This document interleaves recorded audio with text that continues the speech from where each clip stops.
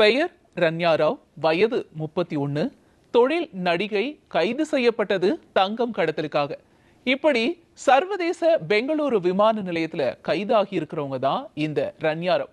அதாவது இன்னைக்கு தேதியில இந்தியா முழுக்க தங்கம் கடத்தலுக்காக ஃபேமஸ் ஆகி இருக்கிறவங்க அப்படின்னே சொல்லலாம். இவங்களை எங்கேயோ பார்த்த மாதிரி இருக்கே அப்படின்னு நீங்க என்ன கேட்கலாம்.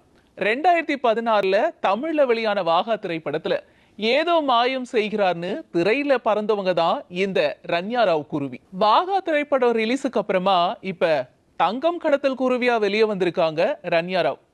நம்ம வழக்கமா சினிமாக்கள்ல பார்க்கும் பொழுது இந்த கடத்தல் காட்சிகள்லாம் நம்மள பிரமிக்க வைக்கும் அப்படின்னே சொல்லலாம். அதே மாதிரி தான் நம்ம சூர்யா நடிச்சிருந்த அயன் திரைப்படம். இந்த திரைப்படத்துல அவர் விதவிதமா கெட்டப்பு போட்டு வெளிநாட்டுல இருந்து டைமண்டை கடத்தி இருப்பார். எப்படியாவது ஆக்டிங்க போட்டு தப்பிச்சிடலாம் இந்த தடவையும் அப்படின்னு நினைச்ச ரன்யாவால இந்த தடவை அது முடியல. ரன்னே ஆகாம வசமா சிக்கியிருக்காங்க. அதிகாரிகளுக்கு இவங்க மேல முக்கியமா சந்தேகம் வர காரணம் என்னன்னு கேட்டீங்கன்னா, கடந்த 15 நாட்களை மட்டும் 4 முறை சர்வதேச பயணத்தை இவங்க மேற்கொண்டிருந்திருக்காங்க. அதுவும் இந்த பயணம் அப்போதெல்லாம் ஒரே மாதிரியான ஆடையை அணிஞ்சிருந்திருக்காங்க. அது மட்டும் இல்லாம அந்த ஆடையில இருக்கக்கூடிய பெல்ட் வெளியே தெரியாத வகையில இவங்க அணிஞ்சிருந்திருக்காங்க. இதை எல்லாத்தையும் நோட்டமிட்ட அதிகாரிகள் இதன் மூலமா அவங்களோட சந்தேகத்தை இன்னும் ஸ்ட்ராங் ஆக்கியிருக்காங்க. அந்த சந்தேகம் ஸ்ட்ராங் ஆனதுனால தான் இப்ப ரன்யா ராவ் கைது செய்யப்பட்டிருக்காங்க.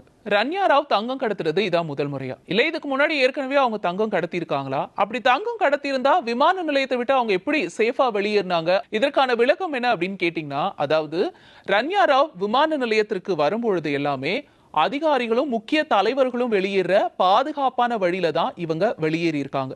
விமான நிலையத்திற்கு வரும்பொழுதெல்லாம் வழக்கமா ஒரு அதிகாரியை சந்திச்சிருக்காங்க. அந்த அதிகாரி இவங்களை பாதுகாப்பான வழியில விமான நிலையத்துக்கு வெளியே கொண்டு போய் விட்டிருந்திருக்காரு. அங்க இவங்களுக்கு ரெடியா ஒரு அரசு வாகனமும் இருந்திருக்கு. அந்த வாகனத்துல இவங்க ஏறி போறதுனால எந்த ஒரு விசாரணை வளையத்துக்குள்ளேயும் இத்தனை நாளும் ரன்யா ராவ் சிக்கல.